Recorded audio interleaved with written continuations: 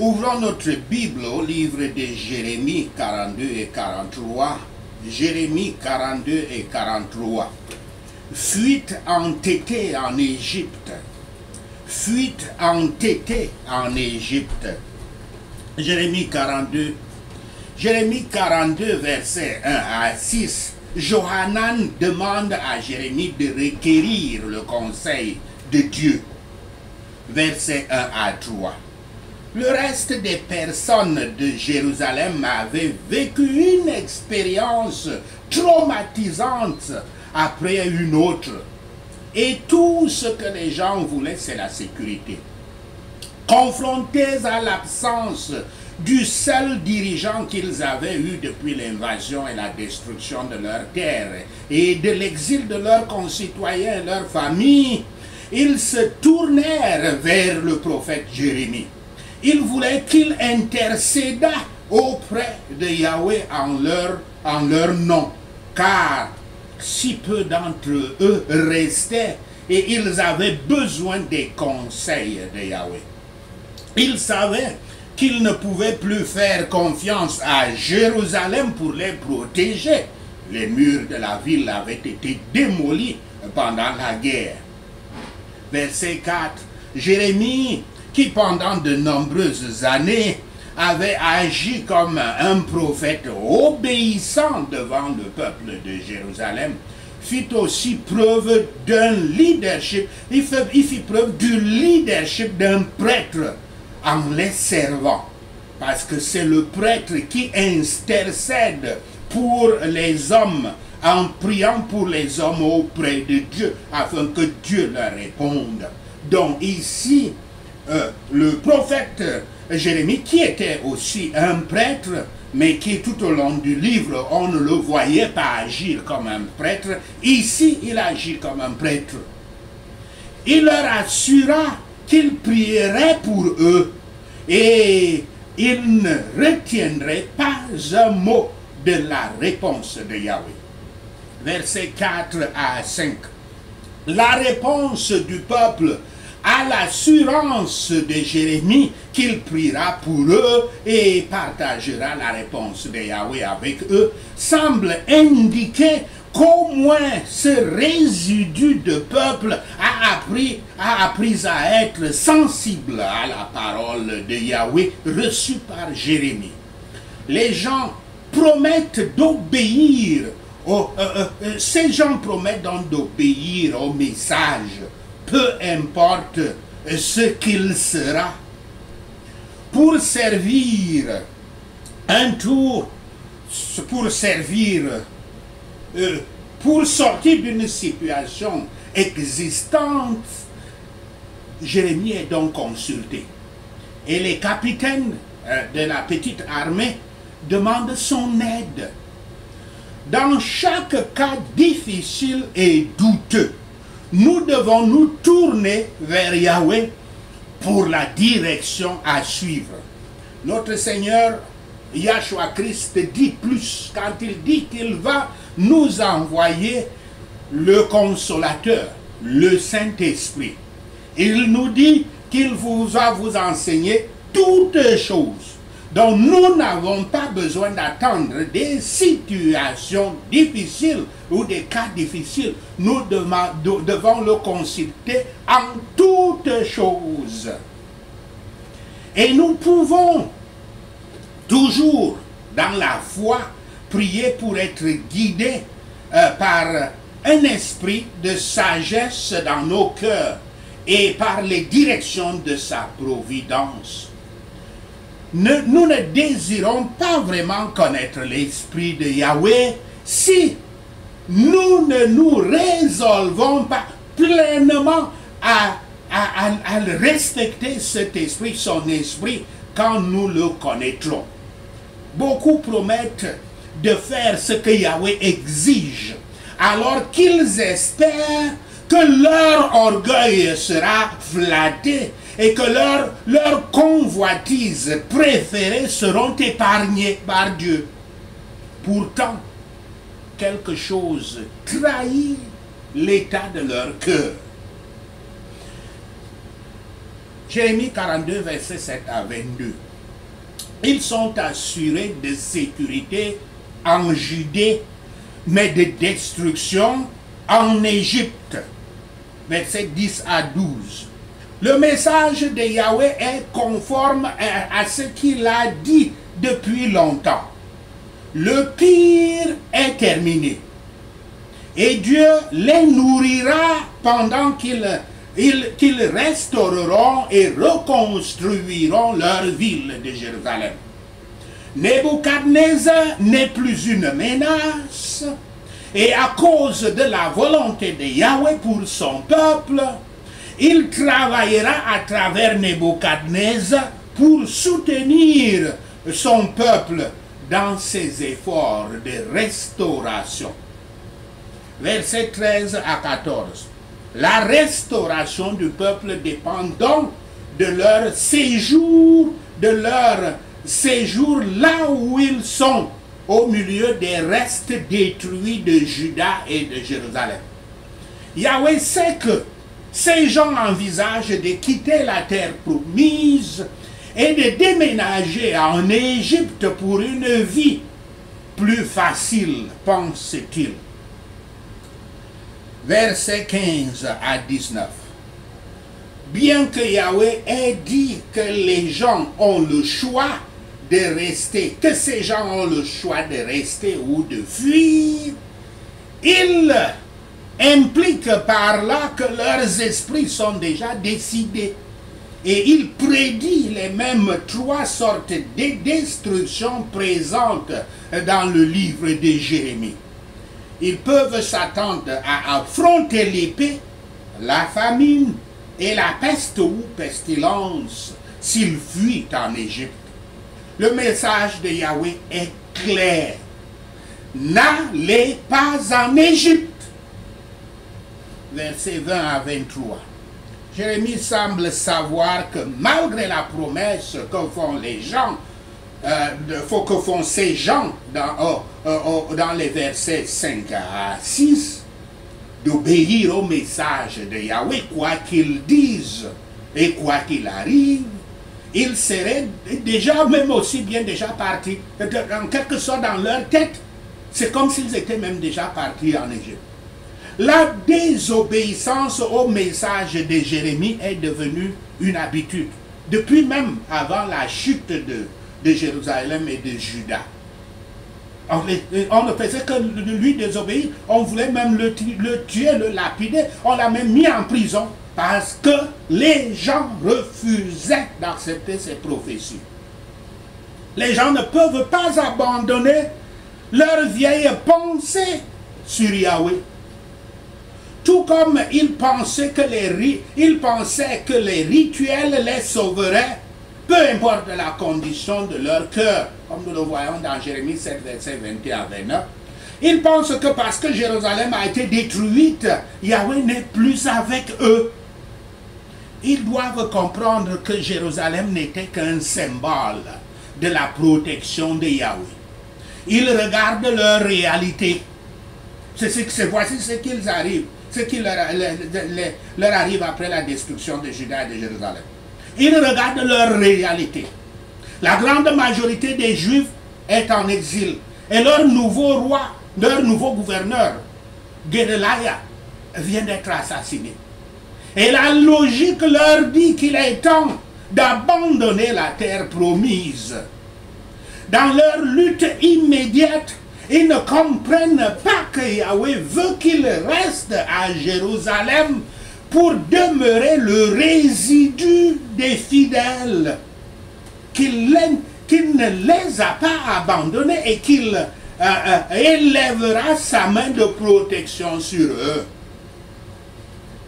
Le problème de la plupart d'entre nous est que nous pensons que Yahweh est juste un outil que nous utiliserons pour nous aider à accomplir ce que nous avons déjà décidé de faire.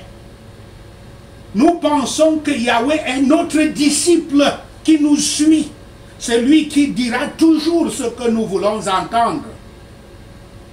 Eh bien, nous nous trompons. Seuls les démons nous donnent cette impression-là. Et on ne peut pas essayer de réfléchir comme ça avec Yahweh. Les démons vous donnent l'impression qu'ils vous obéissent. C'est pour ça que tous les satanistes, les mystiques, et tous ces sorciers-là sont toujours des gens orgueilleux. Parce que les démons les trompent qu'ils ont des pouvoirs.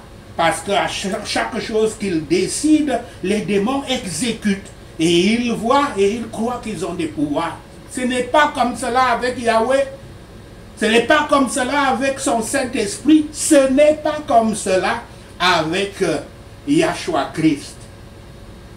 À moins que vous ne vous soumettiez complètement. C'est-à-dire, vous vous convainquez que vous n'êtes pas capable de trouver les bonnes solutions à vos problèmes. Et à moins de compter totalement sur Yahweh pour vous donner les solutions, vous perdez votre temps à demander l'avis ou l'aide de Yahweh. Si vous ne pouvez pas vous humilier devant Yahweh, en vous flattant que vous êtes assez intelligent et que vous connaissez les solutions, soyez sûr que notre Père Tout-Puissant vous laissera seul pour faire face à vos problèmes. Car Yahweh est Kana. Il s'appelle Yahweh Kana, le jaloux. Celui qui ne partage jamais sa gloire avec qui que ce soit. Si vous avez donc déjà votre propre solution à votre problème, ne prenez pas la peine de prier, de jeûner ou de demander l'intercession de ses ministres pour que le Tout-Puissant vous suive. Il ne le fera sûrement pas.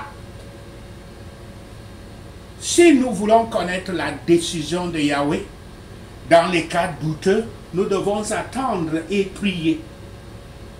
Yahweh est toujours prêt à revenir par la grâce à ceux qu'il a affligés. Et il ne rejette jamais ceux qui comptent sur ses promesses. Il a déclaré assez pour faire taire même les craintes sans cause de son peuple, qui les décourage dans le devoir.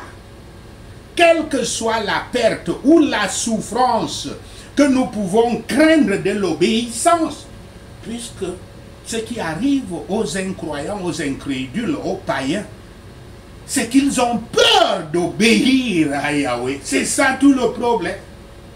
Yahweh a établi les meilleures lois, les meilleurs conseils pour mener une bonne vie, une vie de paix et de sécurité, et une société la meilleure. Mais les gens craignent d'obéir à ses instructions, à ses commandements. Donc je dis, quelle que soit la perte ou la souffrance que nous craignons, que nous aurions, et si nous obéissons, il y a une provision pour elle. Une telle souffrance, une telle perte dans la parole de Yahweh. Et il protégera et délivrera tous ceux qui ont confiance en lui et le servent. C'est fou de quitter notre place, surtout de quitter une terre sainte, parce que nous y rencontrons maintenant des problèmes. Et les maux dont nous pensons nous échapper par le péché, nous les amènerons certainement sur nous-mêmes. Nous pouvons appliquer cela aux troubles communs de la vie. Et ceux qui pensent à les éviter en changeant de place, trouveront que les griefs communs aux hommes les retrouveront partout où ils iront. Les pécheurs qui se séparent de Yahweh dans les professions solennelles devraient particulièrement être réprimandés, réprouvés avec acuité. Car leurs actions parlent plus clairement que leurs mots. Nous ne savons pas ce qui est bon pour nous-mêmes. Et ce que nous aimons le plus et sur quoi nous avons le plus mis notre cœur s'avère souvent comme blessant et même fatal. Jérémie 43. Jérémie 43, verset 1 à 7. Les leaders traînent le peuple en Égypte. Verset 1 à 3. Jérémie parle des paroles, il dit des paroles de vérité et d'avertissement au reste du peuple de Jérusalem. Et pourtant, ils font l'exact opposé du commandement de Yahweh. Azariah et Johanan sont les premiers à opposer une résistance à la parole de Yahweh, appelant Jérémie un menteur. Nous le voyons tous les jours. Quand un prophète, un homme de Dieu, dit à quelqu'un, voici ce que Dieu dit de ne pas faire ou alors de faire. Et si la personne a déjà décidé autrement, vous allez entendre les réponses du genre, Dieu me parle aussi. Il ne peut te parler pas seulement à toi.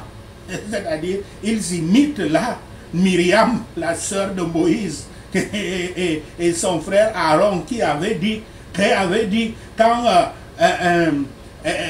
Moïse avait épousé une Soudanaise, une Nubienne, il lui avait dit, non, nous ne voulons pas de ta femme là. Ce n'est pas sûr que Dieu t'a demandé de l'épouser. N'est-ce pas que Dieu nous parle aussi? Donc quand quelqu'un a déjà fait, il a déjà pris sa décision. Il vient voir un prophète, juste parce qu'il attend que Dieu va confirmer ce qu'il a déjà décidé, que Dieu va le suivre, il va dire que le prophète est un menteur. Parce que lui aussi, Dieu lui parle. Il pense que les idées qui tombent dans sa tête sont des idées du Saint-Esprit. Les gens sont là, ils le croient fermement. C'est un ministère là, quand ils sont là, avec une profession de parole, ils se mettent à parler tout ce qui sort dans leur esprit. Ah, God say this, God say that, le Seigneur a dit ceci, le Seigneur. Et quand ils font tout ce théâtre-là, ils sont convaincus que toutes les pensées qui leur passent par l'esprit, là, c'est le Saint-Esprit qui a mis ces pensées, ce qui n'est nécessairement pas le cas. Versets 4 à 7. Malgré les paroles d'espérance de Jérémie, le peuple s'enfuit en Égypte. Ce qui fut inclut tous les leaders, même Johanan, qui avait agi si honorablement dans des situations antérieures. Tous ceux qui avaient été sauvés après le meurtre de Guédélia, mais aussi et surtout Jérémie et Baruch, son assistant. Notez que les prophètes avaient été lapidés si leur prophétie ne s'était pas accomplie. L'idée même que Jérémie eût survécu à toutes ces années est un témoignage que ces prophéties étaient vraies et sont vraies. Ce fait aurait dû être une preuve suffisante pour que ces gens l'écoutent. Mais au lieu de cela, le reste des Juifs se replie vers la terre de laquelle Yahweh les avait miraculeusement sortis plus de 1000 ans auparavant. Les gens retournent donc maintenant à la mer Rouge, à l'endroit appelé Tapanhes, situé au canal de Suez, le canal de Suez actuel. Le pharaon avait un palais à cet endroit, devenu plus tard, sous Nasser, une jonction de la Méditerranée et de la mer Rouge. Une question importante est la suivante. Pourquoi Jérémie a-t-il accepté d'aller en Égypte alors que Yahweh lui a dit que personne, y compris donc lui-même, ne devait quitter Juda pour fuir en Égypte? A-t-il été forcé d'aller avec eux en Égypte? A-t-il résisté et ils l'ont vaincu? L'Écriture dit, je cite, « Et ils prirent Jérémie le prophète et Baruch le fils de Néria avec eux. » Fin de citation. Et nous savons que le prophète Jérémie mourut plus tard avec eux en Égypte. Il ne revint jamais en Juda.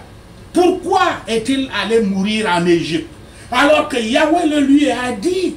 et qu'il a acheté, lui a dit, et il a acheté une parcelle de terre de son cousin Anamel, fils de Shaloum, son oncle, à Anatoth, sa ville natale, sur la terre de la tribu de Benjamin, dans Jérémie 32.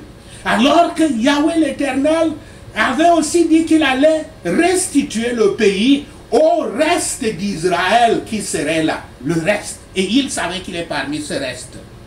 La peur de la colère de Nebuchadnezzar, à cause de l'assassinat de son gouverneur qu'il avait désigné, Gedaliah, et des soldats chaldéens qu'il avait laissés avec lui, amena certainement Jérémie à suivre sa propre compréhension, à suivre la foule de Johanan qui s'enfuyait en Égypte, au lieu de se confier à Yahweh qui avait dit, je cite, « N'aie pas peur du roi de Babylone que tu crains maintenant, car je suis avec toi et je te sauverai et je te délivrerai de ses mains. » Fin de citation.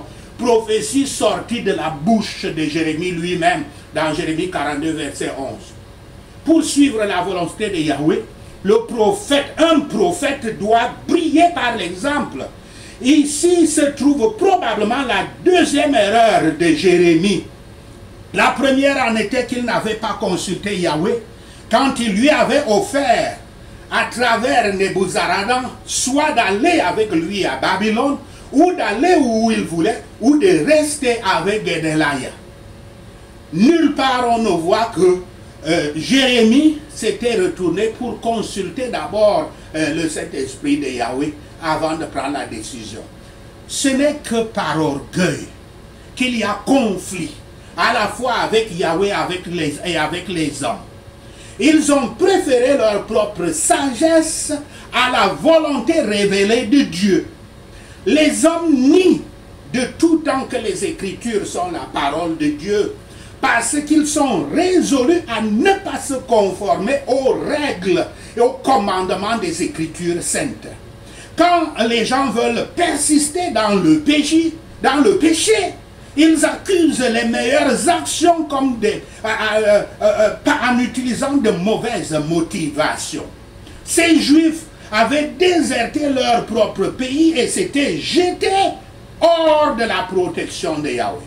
C'est de la folie de la part des hommes quand ils se ruinent souvent par de mauvais efforts dans l'espoir de réparer leur situation. Jérémie 43, versets 8 à 13. Jérémie annonce la conquête de l'Égypte, étant en Égypte. Cette prophétie, c'est quand il était en Égypte.